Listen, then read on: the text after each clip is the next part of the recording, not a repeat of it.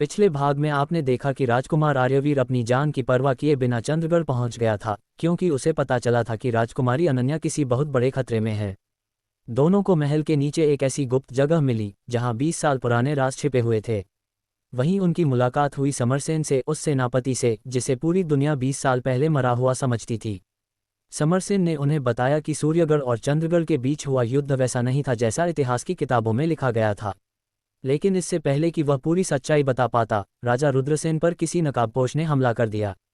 मरने से पहले राजा ने सिर्फ इतना कहा, लॉकेट लेकर पुराने सूर्य मंदिर जाना, वहां तुम्हें पता चलेगा कि तुम दोनों का जन्म क्यों हुआ था। और दूसरी तरफ सूर्यगढ़ में महारानी देविका के पास खबर पहुंची कि आर्यवीर चंद्रगढ़ में गिरफ्तार हो चुका है। लेकिन वह खबर झूठी थी। आर्यवीर और अनन्या अब एक ऐसे रास्ते पर निकल चुके थे जहां से वापस लौटना शायद संभव नहीं था। भाग शुरू। रात के लगभग 3 बज चुके थे। चंद्रगढ़ का पूरा महल शांत था, लेकिन महल के नीचे बने उस गुप्त कक्ष में बिल्कुल शांति नहीं थी। राजा रुद्रसेन घायल अवस्था में जमीन पर पड़े थे। अनन्या उनके पास घुटनों के बल बैठी थी। उसकी आंखों से आंसू लगातार बह रहे थे। पिताजी, उसने उनके हाथ को अपने दोनों हाथों में पकड़ लिया। पिताजी, आंखें खोलिए। राजा ने धीरे धीरे आंखें खोलीं। उनकी सांस बहुत धीमी थी। अनन्या, जी पिताजी, तुम्हें यहाँ नहीं होना चाहिए था।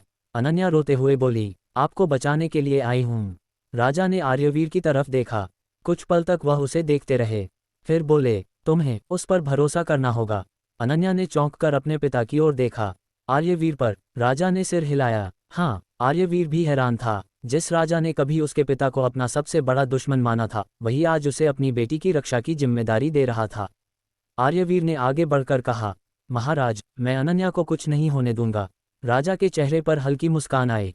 मुझे पता है। फिर उनकी नज़र अनन्या के हाथ में पकड़े लॉकेट पर गई। उसे सूर्य मंदिर ले जाओ। आर्यवीर ने पूछा, वहाँ क्या है? राजा ने आंखें बंद कर लीं। वही जो 20 साल पहले हमसे छीन लिया गया था। क्या? राजा ने कुछ कहने की कोशिश की, लेकिन अचानक उनकी सांसें तेज हो गईं। अनन्या चीख पड़ी, पिताजी। समरसेन तुरंत उनके पास आया। उसने राजा की नब्ज देखी।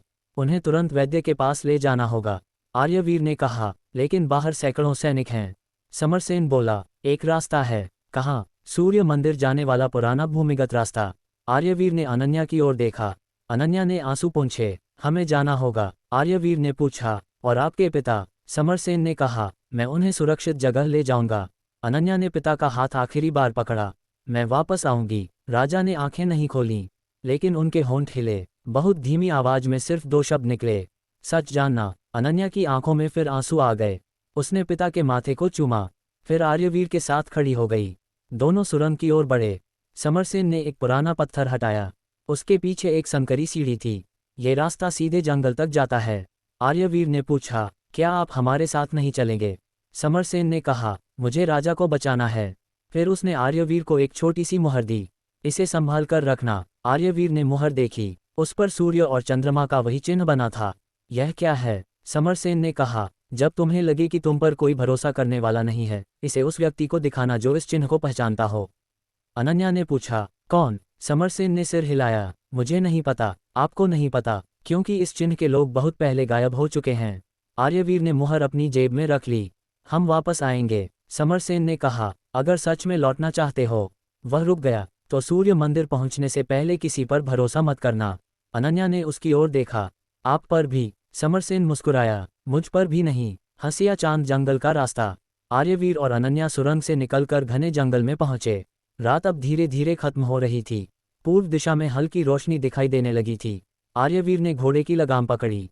तुम घोड़े पर बैठो, अनन्या ने कहा। और तुम? मैं पैदल चलूंगा। इतनी लंबी दूरी है, मुझे आदत है। अनन्या कुछ पल उसे देखती रही, फिर घोड़े पर बैठ गई। आर्यवीर उसके पीछे बैठ गया। दोनों आगे बढ़ने लगे। काफी देर तक कोई कुछ नहीं बोला। फिर अनन्या ने धीरे से पूछा, आर्यवीर, हाँ, तुम्हें डर नहीं लगता? किससे? इस सब से। आर्यवीर ने कहा, बहुत डर लगता है। अनन्या ने पीछे मुड़कर देखा। फिर भी तुम जा रहे हो? हाँ। क्यों? आर्यवीर कुछ पल चुप रहा, फिर बोला, क्योंकि अगर मैं नहीं गया तो शायद बाद में खुद को कभी माफ नहीं कर पाऊंगा। अनन्या ने कुछ नहीं कहा। उसके चेहरे पर हल्की मुस्कान आ गई। लेकिन अगले ही पल आर्यवीर ने कहा, और एक बात। क्या? तुम्हें रास्ते में मेरा हाथ पकड़कर रखना पड़ेगा।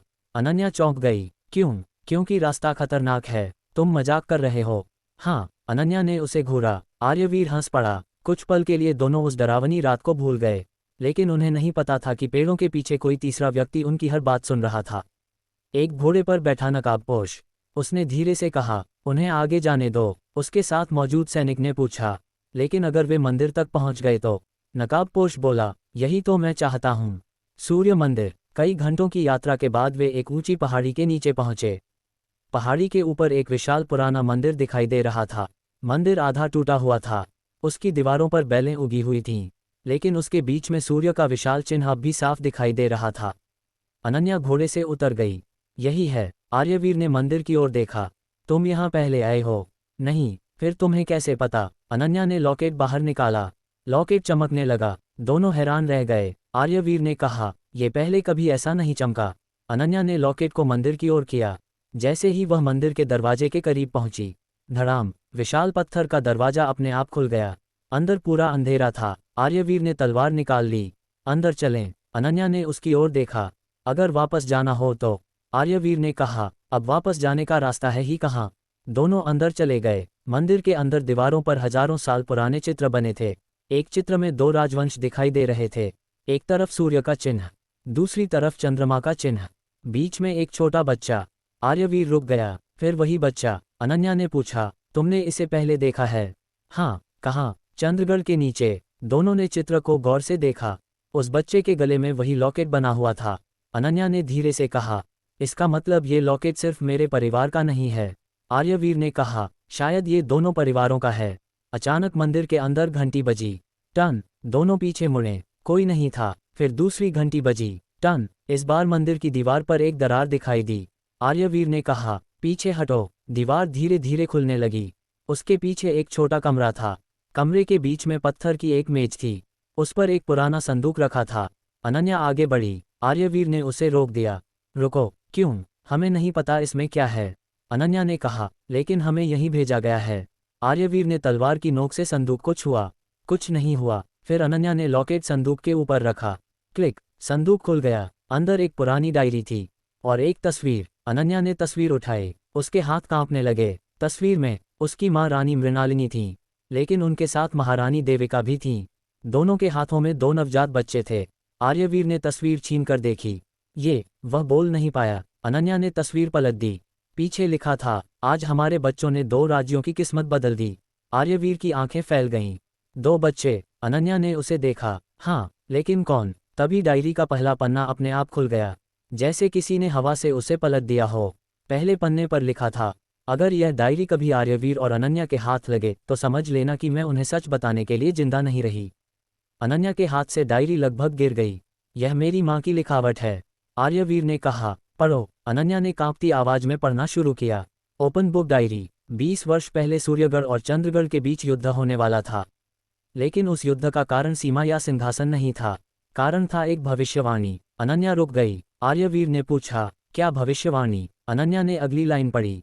भविष्यवाणी के अनुसार सूर्य और चंद्र के मिलन से पैदा होने वाले 2 बच्चे दोनों राज्यों का भविष्य बदलेंगे। आर्यवीर चुप हो गया। अनन्या ने आगे पढ़ा, लेकिन दरबार के कुछ लोगों ने इस भविष्यवाणी को अलग तरह से समझा। उन्हें लगा कि अगर दोनों बच्चे बड़े हुए तो वे दोनों राज्यों को एक कर देंगे, और अगर दोनों राज्य एक हो गए तो उन लोगों की सत्ता खत्म हो जाएगी। आर्यवीर ने कहा, इसलिए युद्ध। अनन्या ने सिर हिलाया। अगली लाइन पढ़ते ही उसका चेहरा बदल गया। लेकिन बच्चों में से एक को चुराने की कोशिश की गई। आर्यवीर ने पूछा, कौन सा बच्चा? अनन्या आगे पढ़ने लगी। हमने दोनों बच्चों को बचाने के लिए उन्हें अलग अलग राज्यों में भेज दिया। आर्यवीर की आंखें फैल गईं। अनन्या। वह उसकी ओर देखने लगा। इसका मतलब? अनन्या ने डायरी बंद कर दी। नहीं। क्या? मुझे आगे नहीं पढ़ना। क्यों? क्योंकि मुझे डर लग रहा है। आर्यवीर उसके पास आया। जो भी लिखा है हमें जानना होगा। अनन्या ने आंखें बंद कीं। अगर यह सच हुआ तो भी हम उसका सामना करेंगे। अनन्या ने डायरी फिर खोली और अगली लाइन पढ़ी। पहला बच्चा सूर्यगढ़ को दिया गया। आर्यवीर की सांस रुक गई। और दूसरा? अनन्या ने पढ़ा। दूसरा बच्चा चंद्रगढ़ में रहा। कमरे में खामोशी छा गई। आर्यवीर धीरे धीरे अनन्या की ओर देखने लगा। अनन्या की आंखों में आंसू थे। आर्यवीर, नहीं, हमें नहीं पता कि इसका मतलब क्या है, लेकिन अगर। आर्यवीर। वह उसके करीब आए। हम दोनों को पहले पूरा सच जानना होगा। आर्यवीर ने सिर हिलाया। तभी डायरी का एक और पन्ना हवा से पलटा। उस पर सिर्फ एक वाक्य था, बच्चों को अलग किया गया था लेकिन उनका खून एक था। दोनों एक दूसरे को देखते रह गए। फेयरफुल फेस, असली खतरा। अचानक मंदिर के बाहर घोड़ों की आवाज़ सुनाई दी। आर्यवीर ने तलवार निकाल ली। कोई हमारा पीछा कर रहा था, अनन्या ने पूछा। कौन? आर्यवीर ने खिड़की से बाहर देखा। दूर कई सैनिक दिखाई दे रहे थे। चंद्रगढ़ के सैनिक, अनन्या ने कहा। विक्रम, शायद। तभी मंदिर के मुख्य दरवाजे पर किसी ने जोरदार वार किया। धड़ाम। अनन्या घबरा गई। आर्यवीर ने कहा, हमें पीछे का रास्ता ढूंढना होगा। दोनों मंदिर के अंदर भागे।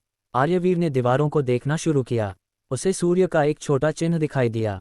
उसने उसे दबाया। कुछ नहीं हुआ। अनन्या ने चंद्रमा वाला चिन्ह दबाया। अचानक फर्श हिलने लगा। पत्थरों के बीच एक सीढ़ी दिखाई दी। दोनों नीचे उतर गए। नीचे एक बहुत बड़ा कक्ष था।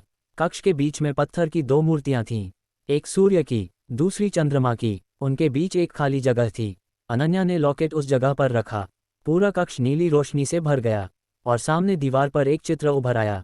चित्र में दो महिलाएं खड़ी थीं, देविका और मृणालिनी। उनके साथ दो बच्चे थे। फिर पीछे से एक तीसरा व्यक्ति दिखाई दिया। उसका चेहरा धुंधला था, लेकिन उसकी आवाज़ साफ सुनाई दी। अगर ये बच्चे जिंदा रहे तो हमारा खेल खत्म हो जाएगा। चित्र बदल गया। दोनों बच्चों को अलग अलग लोगों के साथ ले जाते हुए दिखाया गया। फिर आग, फिर युद्ध, फिर चीखें। अनन्या ने आंखों पर हाथ रख लिया। बस करो। लेकिन चित्र बंद नहीं हुआ। अंत में एक आदमी दिखाई दिया।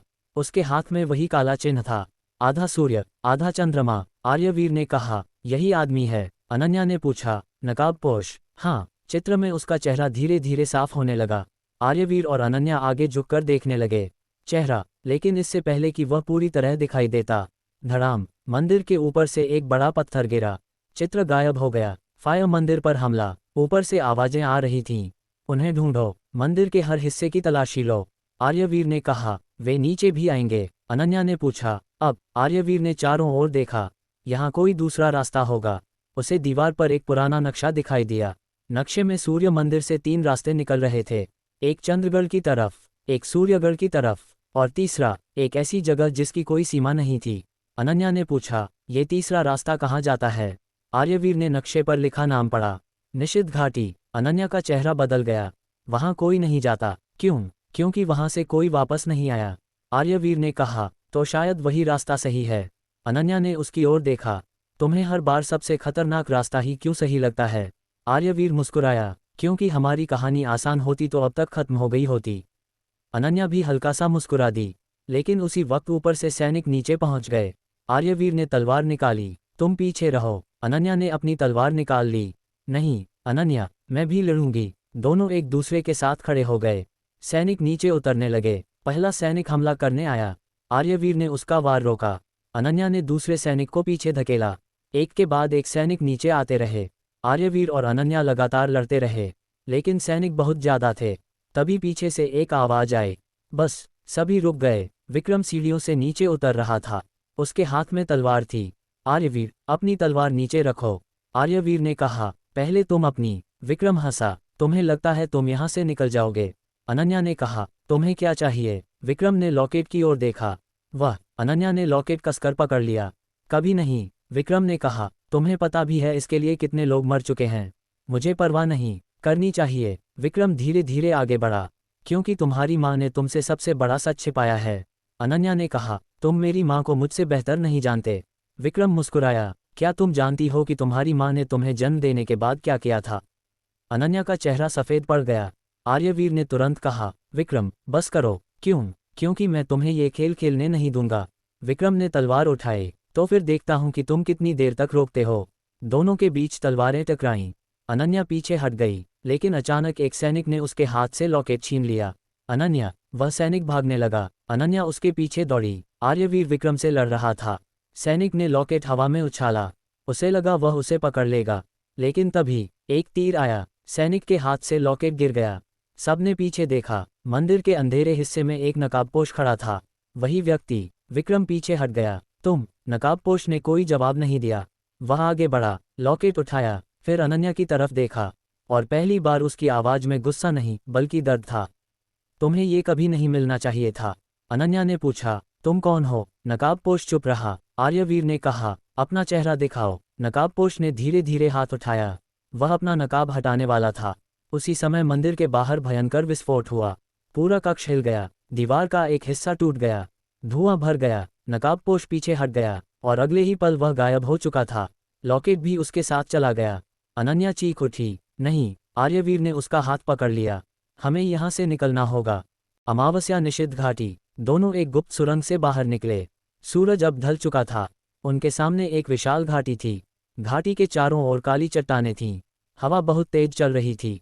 अनन्या ने पूछा, यही निषिद्ध घाटी है? आर्यवीर ने सिर हिलाया। शायद। अब आर्यवीर ने कहा, अब हमें उस आदमी को ढूंढना होगा, लेकिन हमारे पास लॉकेट नहीं है। हमारे पास उससे भी जरूरी चीज है। क्या? आर्यवीर ने डायरी निकाली। अनन्या ने कहा, लेकिन नकाबपोश उसे ले गया। आर्यवीर मुस्कुराया। पूरी डायरी नहीं। उसने डायरी का एक फटा हुआ पन्ना दिखाया। अनन्या ने उसे देखा। उस पर एक पता लिखा था। जहां दो नदियां मिलती हैं वहां तीसरा महल है। अनन्या ने कहा, तीसरा महल? आर्यवीर ने दूर घाटी की ओर देखा। इसका मतलब हमारे अलावा एक और राज्य था। दोनों कुछ पल चुप रहे।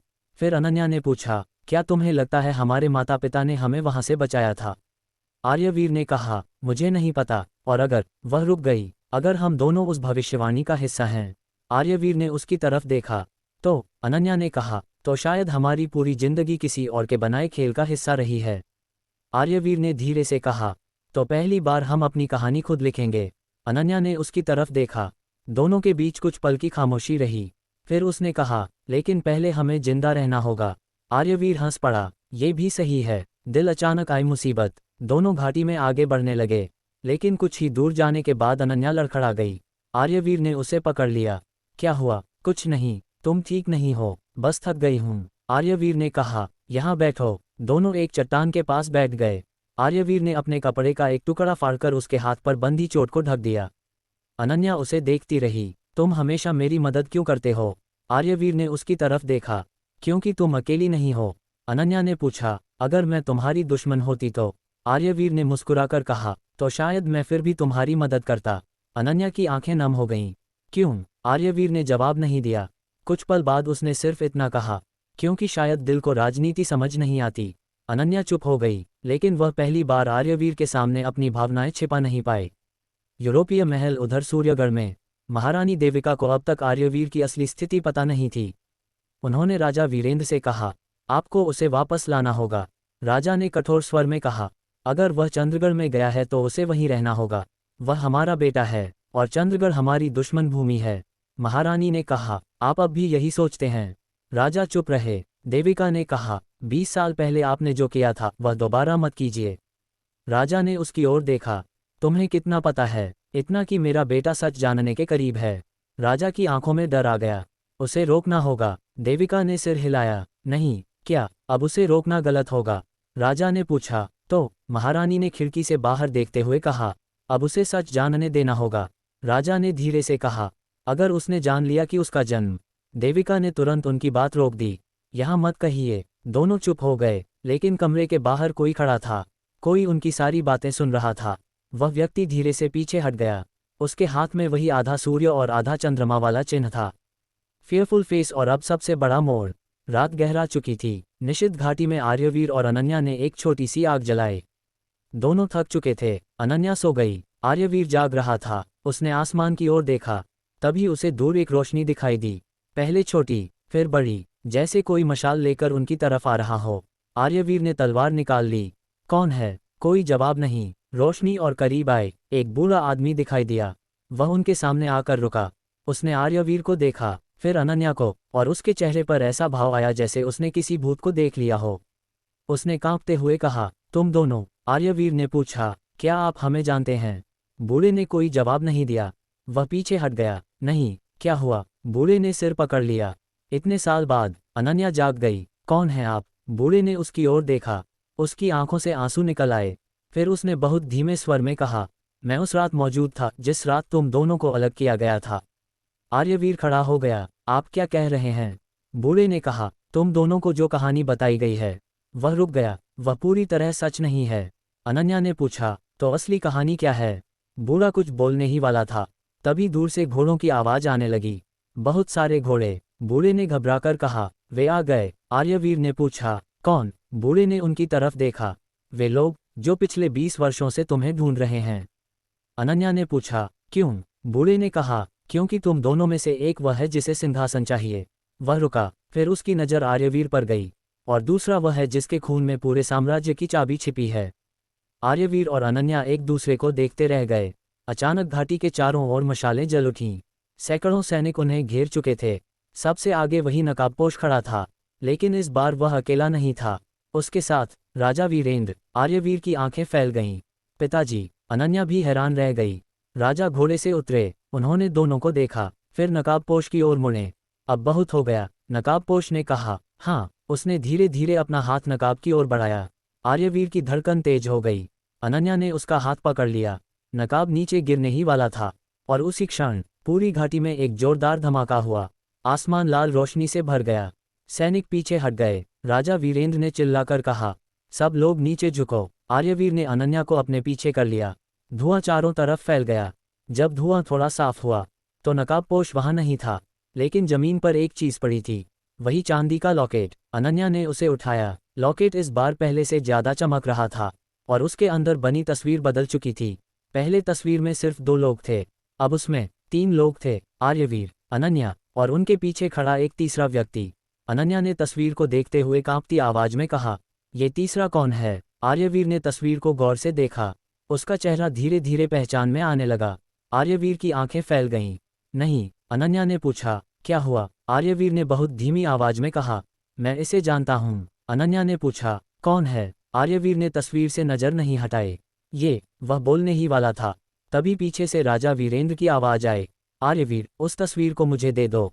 आर्यवीर ने पीछे देखा। उसके पिता की आंखों में डर था, बहुत गहरा डर। और तभी आर्यवीर को पहली बार महसूस हुआ, शायद उसका असली दुश्मन बाहर नहीं, उसके अपने परिवार के अंदर है। रात और भी गहरी हो चुकी थी। निषिद्ध घाटी के चारों तरफ मशालें जल रही थीं।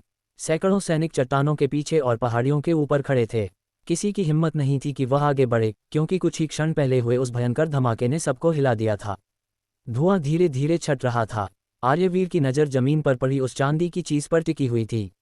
वही लॉकेट जिसे कुछ देर पहले नकाबपोश अपने साथ ले गया था, लेकिन अब वह उनके सामने पड़ा था। अनन्या ने कांपते हाथों से उसे उठाया। जैसे ही उसकी उंगलियां लॉकेट से छुईं, उसके अंदर से हल्की सुनहरी रोशनी निकली। अनन्या पीछे हट गई। ये फिर से चमक रहा है। आर्यवीर उसके पास आया। इसे मुझे दो। अनन्या ने लॉकेट उसकी हथेली पर रख दिया, लेकिन इस बार कुछ अलग हुआ। जैसे ही आर्यवीर ने उसे पकड़ा, लॉकेट की रोशनी और तेज हो गई। उसकी सतह पर बनी छोटी सी तस्वीर बदलने लगी। पहले उसमें 2 आकृतियां दिखाई दीं, फिर तीसरी आकृति धीरे धीरे साफ होने लगी। एक आदमी, लंबा कद, कंधे पर तलवार, चेहरे पर हल्की मुस्कान। आर्यवीर की आंखें फैल गईं। उसका हाथ कांपने लगा। अनन्या ने तुरंत पूछा, क्या हुआ? आर्यवीर ने कोई जवाब नहीं दिया। वह बस तस्वीर को देखता रहा। राजा वीरेंद्र भी आगे बढ़े। उनकी नज़र जैसे ही लॉकेट पर पड़ी, उनके चेहरे का रंग उड़ गया। नहीं, उनके मुंह से बस इतना निकला। अनन्या ने राजा की ओर देखा। पिताजी, आप इस आदमी को जानते हैं? राजा चुप रहे। आर्यवीर ने आखिरकार सिर उठाया। मैं इसे जानता हूँ। अनन्या ने पूछा, कौन है? आर्यवीर की आवाज़ धीमी थी। ये मेरे पिता के पुराने चित्रों में है। राजा वीरेंद्र ने तुरंत कहा, आर्यवीर, लॉकेट मुझे दे दो। क्यों? क्योंकि अभी तुम्हें इसे अपने पास नहीं रखना चाहिए। आर्यवीर पीछे हट गया। आप मुझसे कुछ छिपा रहे हैं। राजा ने उसकी तरफ देखा। मैं तुम्हारी रक्षा कर रहा हूँ। आर्यवीर की आंखों में गुस्सा भर गया। 20 साल से मेरे बारे में फैसले लिए जा रहे हैं। मेरी जिंदगी के बारे में मुझसे झूठ बोला जा रहा है, और हर बार यही कहा जाता है कि मेरी रक्षा की जा रही है। उसने लॉकेट कसकर पकड़ लिया। अब नहीं। अनन्या चुपचाप दोनों को देख रही थी।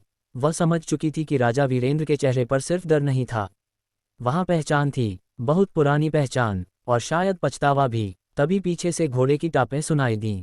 सबकी नज़र उसी तरफ गई। धूल के बीच एक सैनिक तेजी से उनकी ओर आ रहा था। वह घोड़े से उतरा और राजा के सामने घुटनों के बल बैठ गया। महाराज, क्या हुआ? चंद्रगढ़ से संदेश आया है। राजा रुद्रसेन। सैनिक ने सिर झुका लिया। उनकी हालत बहुत गंभीर है। अनन्या तुरंत आगे बढ़ी। क्या वह जीवित हैं? सैनिक ने कहा, जी, लेकिन क्या? महल के अंदर विद्रोह हो गया है। अनन्या का चेहरा सफ़ेद पड़ गया। किसने? सैनिक ने जवाब दिया, विक्रम ने। आर्यवीर ने तलवार की मूठ पकड़ ली। विक्रम? सैनिक ने सिर हिलाया। उसने चंद्रगढ़ के सैनिकों का एक बड़ा हिस्सा अपने साथ मिला लिया है। उसने महल के मुख्य द्वार बंद कर दिए हैं और राजदरबार पर कब्जा कर लिया है। अनन्या ने अपने पिता की तरफ देखा, फिर आर्यवीर की ओर। हमें वापस जाना होगा, आर्यवीर ने कहा। हाँ। राजा वीरेंद्र ने तुरंत रोक दिया। नहीं, अनन्या ने गुस्से में कहा, मेरे पिता वहाँ हैं, और तुम्हें लगता है विक्रम तुम्हें इतनी आसानी से वापस जाने देगा? मैं उन्हें मरने के लिए नहीं छोड़ सकती, राजा ने कठोर स्वर में कहा। तुम्हारे पिता ने भी यही गलती की थी। अनन्या अचानक रुक गई। क्या मतलब? राजा चुप हो गए। आर्यवीर ने उनकी ओर देखा। आपको सब पता है। राजा ने कुछ नहीं कहा। आर्यवीर आगे बढ़ा। आपको सूर्य मंदिर के बारे में पता है? चुप्पी। आपको लॉकेट के बारे में पता है? चुप्पी। आपको पता है कि अनन्या और मेरा जन्म किस रहस्य से जुड़ा है? राजा ने नजरें झुका लीं। आर्यवीर की आवाज़ और कठोर हो गई। और आपको उस तीसरे आदमी के बारे में भी पता है? राजा ने धीरे से कहा। हाँ। अनन्या ने सांस रोक ली। तो बताए। राजा ने चारों तरफ देखा। यहाँ नहीं। क्यों? क्योंकि हम अकेले नहीं हैं। आर्यवीर ने तुरंत चारों तरफ देखा। मशालों के बीच सैनिक खड़े थे। लेकिन तभी उसे एक अजीब चीज़ दिखाई दी। एक सैनिक बाकी सैनिकों से अलग खड़ा था। उसका चेहरा कपड़े से ढका था। आर्यवीर ने तुरंत तलवार निकाल ली। वह कौन है? सभी सैनिक उस तरफ देखने लगे। नकाबपोश सैनिक धीरे धीरे पीछे हटने लगा। राजा वीरेंद्र चिल्लाए, उसे पकड़ो। सैनिकों ने दौड़कर उसे घेर लिया। लेकिन वह आदमी बिजली की गति से उछला, एक सैनिक की तलवार छीनी और दो सैनिकों को पीछे धकेलकर पहाड़ी की ओर भाग गया। आर्यवीर उसके पीछे दौड़ा। रुको! वह चट्टानों के बीच गायब होने ही वाला था कि आर्यवीर ने अपनी तलवार उसकी तरफ फेंकी। तलवार उसके कंधे को छूती हुई निकल गई। नकाबपोश लड़खड़ाया। उसका नकाब थोड़ा नीचे खिसक गया। आर्यवीर ने उसका चेहरा देखा। सिर्फ एक पल के लिए। लेकिन वही एक पल काफ़ी था। उस आदमी की आंखें आर्यवीर की आंखों से मिलीं। और वह मुस्कुराया, फिर अंधेरे में कूदकर गायब हो गया। आर्यवीर वहीं खड़ा रह गया। अनन्या उसके पास पहुंची। कौन था? आर्यवीर ने धीरे से कहा। मैंने उसका चेहरा देखा। कौन है? आर्यवीर ने सिर हिलाया। मुझे नहीं पता, लेकिन उसके मन में कुछ था। उस चेहरे में कुछ ऐसा था जो उसे जाना पहचाना लग रहा था। बहुत ज्यादा। चंद्रगढ़ की तरफ वापसी। आर्यवीर, अनन्या और राजा वीरेंद्र ने रातों रात चंद्रगढ़ की तरफ निकलने का फैसला किया। राजा के साथ कुछ भरोसेमंद सैनिक थे। बाकी सैनिकों को घाटी में ही रोक दिया गया। रास्ते में किसी ने बात नहीं की। घोड़े तेज गति से दौड़ रहे थे। अनन्या आगे बैठी थी, आर्यवीर उसके पीछे। कुछ देर बाद अनन्या ने पूछा, तुमने सच में उसका चेहरा देखा? हाँ। पहचाना? नहीं। फिर तुम इतने परेशान क्यों हो? आर्यवीर कुछ पल चुप रहा। क्योंकि उसकी आंखें, क्या मुझे मेरी अपनी आंखों जैसी लगीं? अनन्या ने पीछे मुड़कर उसकी तरफ देखा। तुम्हारी जैसी? हाँ। क्या तुम सोचते हो? मुझे नहीं पता। आर्यवीर ने आसमान की तरफ देखा। लेकिन इस कहानी में जितने सवाल हैं, हर सवाल का जवाब एक और सवाल बन जाता है। अनन्या ने धीमे से कहा, शायद यही वजह है कि हमें अंत तक जाना होगा। आर्यवीर मुस्कुराया। तुम अब डरती नहीं हो? डरती हूँ। फिर? अब अकेले नहीं डरती। आर्यवीर ने उसकी ओर देखा। अनन्या ने तुरंत नजरें दूसरी तरफ कर लीं। दोनों कुछ पल चुप रहे। फिर आर्यवीर ने कहा, अगर तुम्हें कहानी का अगला हिस्सा जानना है तो एक काम करना। अनन्या ने पूछा, क्या? जिंदा रहना। अनन्या हल्का सा हंस पड़ी। तुम भी? चंद्रगढ़ की सीमा करीब आने लगी थी। दूर से महल दिखाई दे रहा था। लेकिन वहां कुछ अलग था। महल की सबसे ऊंची मीनार पर चंद्रगढ़ का झंडा नहीं था। उसकी जगह काला झंडा लहरा रहा था। अनन्या ने घोड़ा रोक दिया। ये झंडा? राजा वीरेंद्र ने कहा। विक्रम ने महल पर कब्जा कर लिया है। अनन्या की आंखों में गुस्सा भर गया। हमें अंदर जाना होगा, राजा ने कहा। सीधे नहीं। क्यों? क्योंकि मुख्य द्वार पर उसके लोग हैं। आर्यवीर ने कहा। तो दूसरा रास्ता? अनन्या ने उसकी ओर देखा। महल के नीचे एक पुरानी सुरंग है। आर्यवीर मुस्कुराया। फिर से सुरंग? अनन्या ने कहा। इस परिवार में दरवाजों से ज्यादा सुरंगें हैं। आर्यवीर हंसा। लेकिन अगले ही पल राजा वीरेंद्र ने कहा, तुम दोनों अंदर जाओगे? आर्यवीर ने पूछा। और आप? राजा ने कहा, मैं विक्रम का ध्यान भटकाऊंगा। अनन्या ने सिर हिलाया। नहीं, आप भी हमारे साथ आएंगे। राजा ने उसकी तरफ देखा। अगर मैं अंदर गया तो विक्रम समझ जाएगा कि मैं यहाँ हूँ। तो उसे समझने दीजिए। राजा कुछ पल चुप रहे। फिर बोले, तुम अपनी माँ जैसी हो। अनन्या रुक गई। मेरी माँ कैसी थी? राजा की आंखें नम हो गईं। बहुत बहादुर। फिर उन्होंने मुझे सच क्यों नहीं बताया? राजा ने जवाब नहीं दिया। बस इतना कहा, क्योंकि कुछ सच ऐसे होते हैं जिन्हें बताने से पहले इंसान को सही समय का इंतजार करना पड़ता है। आर्यवीर ने पूछा, और अब सही समय आ गया है? राजा ने उसकी तरफ देखा। शायद बहुत देर हो चुकी है। महल के अंदर तीनों एक पुरानी सुरंग से चंद्रगढ़ में दाखिल हुए। सुरंग पहले की तरह अंधेरी थी, लेकिन इस बार दीवारों पर लाल रोशनी दिखाई दे रही थी। अनन्या ने कहा, यहाँ पहले ऐसी रोशनी नहीं थी। आर्यवीर ने दीवार को छुआ। उसकी उंगलियों पर लाल रंग लग गया। ये रंग नहीं है। तो? आर्यवीर ने उंगली सूंघी। खून। अनन्या पीछे हट गई। यहाँ क्या हुआ? राजा वीरेंद्र ने गंभीर आवाज में कहा। विक्रम ने शायद महल के उन लोगों को मार दिया है जिन्होंने उसका साथ देने से मना किया। अनन्या ने मुट्ठी बांध ली। मैं उसे नहीं छोड़ूंगी, आर्यवीर ने कहा। पहले राजा रुद्रसेन को ढूंढते हैं। तीनों आगे बढ़े। कुछ दूर जाकर उन्हें एक कमरा मिला। दरवाजा आधा खुला था। अंदर से किसी के रोने की आवाज आ रही थी। अनन्या ने दरवाजा खोला। अंदर चंद्रगढ़ की वृद्ध दाई बैठी थी। वह अनन्या को देखते ही रो पड़ी। राजकुमारी! अनन्या उसके पास दौड़ी। पिताजी कहाँ हैं? दाई ने कहा। महाराज को विक्रम ने राजकक्ष में बंद कर रखा है। विक्रम कहाँ है? वह राजसिंहासन कक्ष में है। आर्यवीर ने पूछा। क्या उसने कुछ कहा? दाई ने कहा। हाँ। क्या? दाई ने कांपते हुए कहा। वह बार बार एक ही बात कह रहा था। क्या? कि आज रात चंद्रगढ़ का असली उत्तराधिकारी सामने आएगा। अनन्या चौंक गई। असली उत्तराधिकारी? दाई ने सिर हिलाया। और उसने ये भी कहा। क्या? दाई ने आर्यवीर की तरफ देखा। कि वह सूर्यगढ़ के राजकुमार को सिंहासन पर नहीं बैठने देगा। आर्यवीर ने पूछा। उसका मतलब? दाई ने जवाब नहीं दिया। वह अचानक चुप हो गई। उसकी नज़र आर्यवीर के पीछे चली गई। आर्यवीर ने मुड़कर देखा। गलियारे के अंधेरे में कोई खड़ा था। एक आदमी, लंबा, काले कपड़ों में, और उसके हाथ में वही चांदी का लॉकेट। अनन्या ने तुरंत तलवार निकाल ली।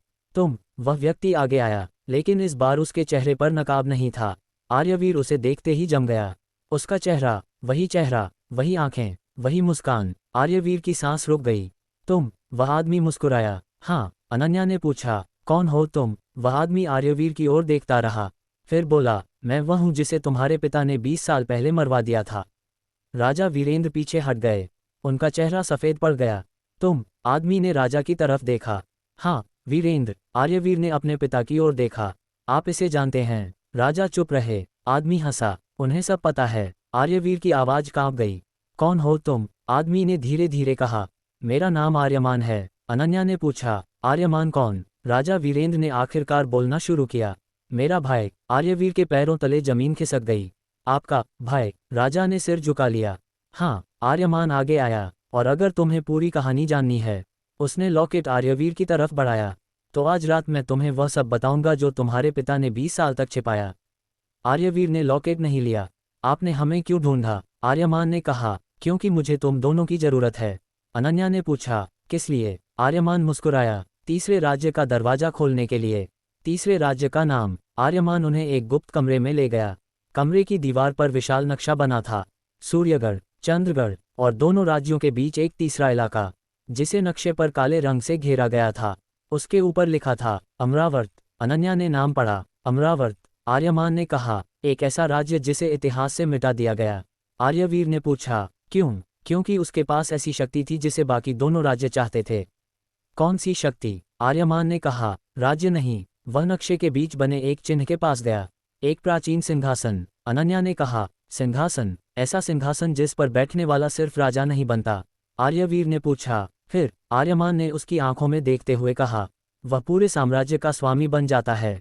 कमरे में सन्नाटा छा गया। आर्यमान ने आगे कहा। लेकिन उस सिंहासन को कोई भी नहीं छू सकता। क्यों? क्योंकि उसे खोलने के लिए 2 खून चाहिए। आर्यवीर ने धीरे से पूछा। कौन से? आर्यमान ने उत्तर दिया। सूर्यवंश। फिर अनन्या की ओर देखा। और चंद्रवंश। अनन्या की सांस रुक गई। इसलिए हम दोनों? हाँ। आर्यमान ने कहा। तुम दोनों को बचपन से अलग अलग रखा गया, ताकि किसी को ये पता न चले कि दोनों वंशों का रक्त एक साथ फिर से जीवित है। आर्यवीर ने पूछा। लेकिन मेरे पिता ने मुझे सूर्यगढ़ में क्यों रखा? आर्यमान ने कहा। क्योंकि तुम्हें राजकुमार बनाना जरूरी था। और अनन्या, उसे चंद्रगढ़ की राजकुमारी बनाना भी। अनन्या ने पूछा। क्यों? आर्यमान ने कहा। क्योंकि अगर तुम दोनों कभी एक साथ उस सिंहासन के सामने पहुंचते। वह रुका। तो अमरावत का दरवाजा खुल जाता। आर्यवीर ने कहा। और फिर? आर्यमान ने उत्तर नहीं दिया। अनन्या ने पूछा। फिर क्या? आर्यमान की आंखें गंभीर हो गईं। फिर वह व्यक्ति वापस आ जाता। कौन? आर्यमान ने कहा। अमरावत का आखिरी राजा। अचानक हमला। उसी समय बाहर से सैनिकों के कदमों की आवाज आई। आर्यमान ने तुरंत कहा। वे आ गए। आर्यवीर ने तलवार निकाली। कौन? विक्रम के लोग। अनन्या ने कहा। हमें यहाँ से निकलना होगा। आर्यमान ने दीवार के पीछे एक गुप्त दरवाजा खोला। ये रास्ता राजकक्ष तक जाता है। तीनों आगे बढ़े, लेकिन जैसे ही वे बाहर निकले, विक्रम सामने खड़ा था। उसके पीछे दर्जनों सैनिक थे। विक्रम ने ताली बजाई। बहुत अच्छा, वह मुस्कुराया। आखिर सब एक ही जगह आ गए। आर्यवीर ने तलवार उठाई। तुमने मेरे पिता के भाई को जिंदा रहने दिया। विक्रम हंसा। मैंने नहीं, उसने आर्यमान की ओर देखा। इस आदमी ने खुद को जिंदा रखा। आर्यमान ने कहा, विक्रम, तुम्हें अभी भी लगता है कि तुम इस खेल को जीत सकते हो? विक्रम ने जवाब दिया, जीत? उसने तलवार निकाली। मैं खेल जीतने नहीं आया। वह आर्यवीर की ओर देखने लगा। मैं खेल का मालिक बनने आया हूँ। अचानक सैनिकों ने हमला कर दिया। आर्यवीर और अनन्या साथ लड़ने लगे। आर्यमान भी युद्ध में उतर गया। विक्रम सीधे राजा वीरेंद्र की तरफ बढ़ा। दोनों की तलवारें टकराईं। राजा वीरेंद्र ने कहा, तुमने बहुत बड़ी गलती की है। विक्रम ने जवाब दिया, नहीं महाराज। क्या? आपने 20 साल पहले जो गलती की थी, मैं उसे पूरा करने आया हूँ। राजा वीरेंद्र का चेहरा बदल गया। तुम्हें कुछ नहीं पता। विक्रम हंसा, मुझे सब पता है। फिर उसने धीरे से कहा, मुझे ये भी पता है कि आर्यवीर असली उत्तराधिकारी नहीं है। राजा वीरेंद्र रुक गए। आर्यवीर ने दूर से यह बात सुन ली। उसकी तलवार हाथ में रुक गई। क्या कहा? विक्रम मुस्कुराया, तुमने सही सुना। आर्यवीर उसकी तरफ बढ़ा। दोबारा बोलो। विक्रम ने कहा, तुम सूर्यगढ़ के राजकुमार हो? हाँ, लेकिन। वह कुछ पल रुका। तुम राजा वीरेंद्र के असली बेटे नहीं हो। पूरा गलियारा शांत हो गया। अनन्या की आंखें फैल गईं। आर्यमान भी चुप हो गया। राजा वीरेंद्र की आंखों में आंसू आ गए। आर्यवीर ने अपने पिता की ओर देखा। ये झूठ है। राजा कुछ नहीं बोले। पिताजी। फिर भी कोई जवाब नहीं। आर्यवीर की आवाज टूटने लगी। बस एक बार कह दीजिए कि यह झूठ है। राजा ने नजरें झुका लीं। आर्यवीर पीछे हट गया। नहीं। उसके हाथ से तलवार गिर गई। अनन्या उसके पास आए। आर्यवीर। उसने उसका हाथ पकड़ना चाहा। आर्यवीर ने हाथ पीछे कर लिया। मुझे अकेला छोड़ दो। अनन्या ने कहा। नहीं, मैंने कहा मुझे अकेला छोड़ दो। उसकी आंखों में आंसू थे। अनन्या चुप हो गई। राजा वीरेंद्र ने आगे बढ़ने की कोशिश की। आर्यवीर ने कहा, आपने मुझे इतने साल तक बेटा कहा। राजा की आंखों से आंसू गिरने लगे। मैंने तुम्हें कभी झूठा बेटा नहीं माना, लेकिन मैं आपका बेटा हूं ही नहीं। राजा ने कहा, खून से नहीं। वह रुक गए। लेकिन दिल से तुम हमेशा मेरे बेटे रहे हो।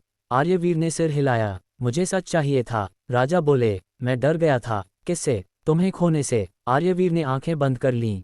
लेकिन विक्रम ने अचानक हंसते हुए कहा, भावनाएं बाद में। उसने हाथ उठाया। सैनिकों ने आर्यवीर को घेर लिया।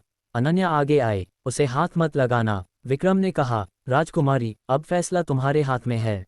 कैसा फैसला? विक्रम ने लॉकेट उसकी ओर फेंका। या तो तुम मेरे साथ अमरावत चलो। वह रुका। या आर्यवीर आज रात यहीं मर जाएगा। अनन्या ने लॉकेट उठाया। उसकी आंखों में गुस्सा था।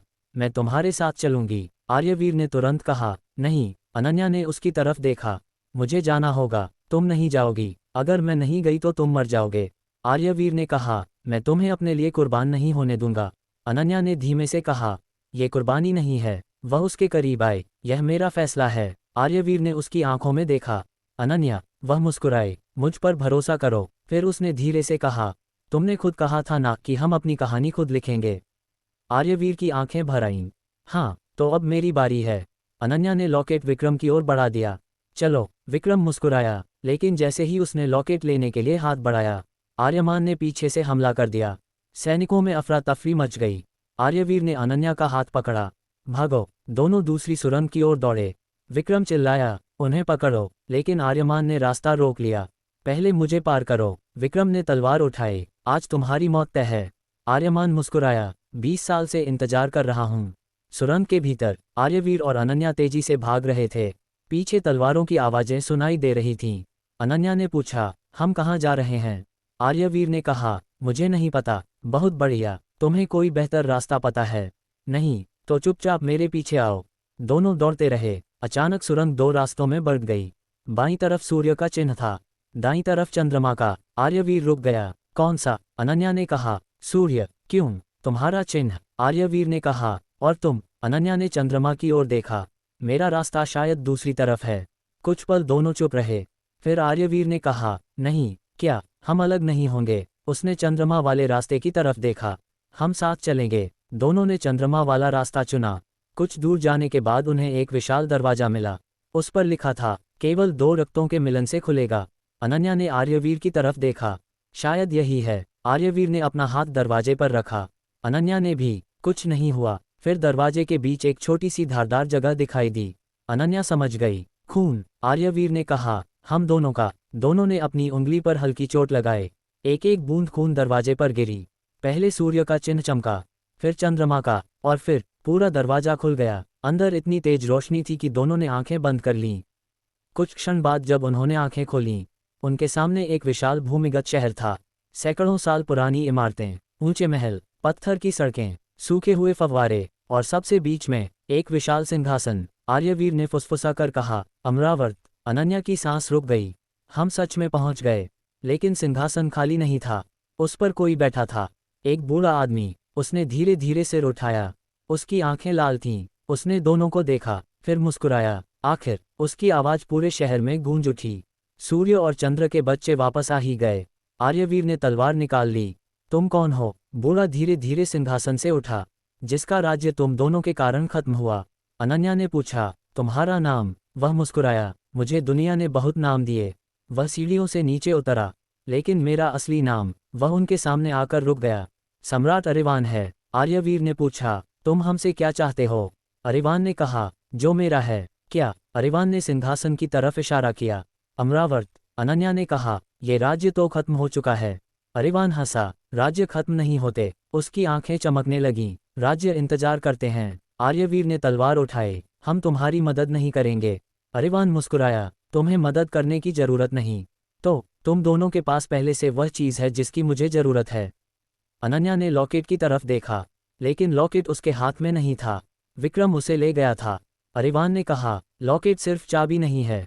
आर्यवीर ने पूछा, तो क्या है? अरिवान ने दोनों की ओर देखा। यह उस बच्चे की निशानी है। वह रुक गया, जिसे तुम दोनों में से किसी एक ने कभी जाना ही नहीं। अनन्या का चेहरा बदल गया। कौन सा बच्चा? अरिवान मुस्कुराया, तीसरा बच्चा। आर्यवीर की आंखें फैल गईं। तीसरा? अरिवान ने कहा, हाँ। वह धीरे धीरे उनके चारों ओर घूमने लगा। 20 साल पहले 2 बच्चों को अलग किया गया था, लेकिन तीसरे बच्चे का क्या हुआ? अनन्या ने कांपती आवाज में पूछा। वह कहाँ है? अरिवान ने उनकी ओर देखा, फिर सिर्फ एक वाक्य कहा, वह तुम्हारे बीच ही पल रहा है। आर्यवीर और अनन्या एक दूसरे को देखने लगे। कौन? अरिवान ने उत्तर देने के लिए मुंह खोला ही था कि अचानक पीछे से जोरदार आवाज आई। विक्रम वहां पहुंच चुका था। उसके हाथ में वही लॉकेट था। उसके पीछे घायल अवस्था में आर्यमान भी था। विक्रम ने लॉकेट ऊपर उठाया। अब कोई राज छिपा नहीं रहेगा। अरिवान ने उसे देखा। उसके चेहरे की मुस्कान अचानक गायब हो गई। तुम? विक्रम ने कहा। हाँ। अरिवान पीछे हट गया। तुम्हें यहाँ नहीं होना चाहिए था। विक्रम हंसा। क्यों? अरिवान ने पहली बार डरते हुए कहा। क्योंकि अगर तुम यहाँ आ गए हो तो इसका मतलब है कि तीसरा बच्चा भी जाग चुका है। आर्यवीर और अनन्या ने एक साथ पूछा, तीसरा बच्चा कौन है? विक्रम ने धीरे धीरे उनकी ओर देखा। फिर उसने लॉकेट खोला। उसके अंदर की तस्वीर अब बदल चुकी थी। 3 नहीं, 4 चेहरे, और चौथा चेहरा। आर्यवीर ने जैसे ही देखा, उसके हाथ से तलवार गिर गई। वह आदमी, वह चेहरा, वही चेहरा जिसे उसने बचपन में हर रात अपने सपनों में देखा था। आर्यवीर की आवाज निकल ही नहीं रही थी। अनन्या ने तस्वीर देखी। उसकी आंखों में आंसू आ गए, क्योंकि तस्वीर में चौथा व्यक्ति कोई और नहीं था, महारानी देविका। आर्यवीर ने फुसफुसाकर कहा, माँ। और उसी क्षण अमरावत के पूरे शहर में एक साथ हजारों मशालें जल उठीं। दूर एक विशाल दरवाजा खुला, और उसके पीछे से किसी बच्चे की आवाज आई, भैया। आर्यवीर और अनन्या दोनों उस आवाज की तरफ मुड़े। अंधेरे में एक छोटी सी आकृति खड़ी थी। उसकी गर्दन में सूर्य और चंद्रमा वाला वही लॉकेट। आर्यवीर की आंखों में आंसू आ गए। वह एक कदम आगे बढ़ा। तुम कौन हो? वह बच्चा धीरे धीरे रोशनी में आया, और जैसे ही उसका चेहरा साफ हुआ, आर्यवीर के मुंह से सिर्फ एक शब्द निकला, भाई। अरिवान मुस्कुराया। विक्रम ने लॉकेट बंद कर दिया, और अनन्या ने पहली बार महसूस किया, उनकी कहानी सिर्फ 2 राजकुमारों और 2 राज्यों की कहानी नहीं थी। उनके पीछे एक पूरा खोया हुआ परिवार था, और अब वह परिवार वापस आ चुका था। लेकिन सबसे बड़ा सवाल अभी भी बाकी था। अगर यह बच्चा आर्यवीर का भाई था, तो उसे 20 साल तक अमरावत में किसने छिपा कर रखा? और महारानी देविका का इस पूरे रहस्य में असली किरदार क्या था? क्या वह सचमुच आर्यवीर की माँ थीं, या फिर 20 साल पहले उन्होंने किसी और बच्चे को आर्यवीर बनाकर सूर्यगढ़ भेजा था? अमरावत के सिंहासन पर बैठा अरिवान धीरे धीरे मुस्कुराया। अब उसने कहा, असल कहानी शुरू होगी।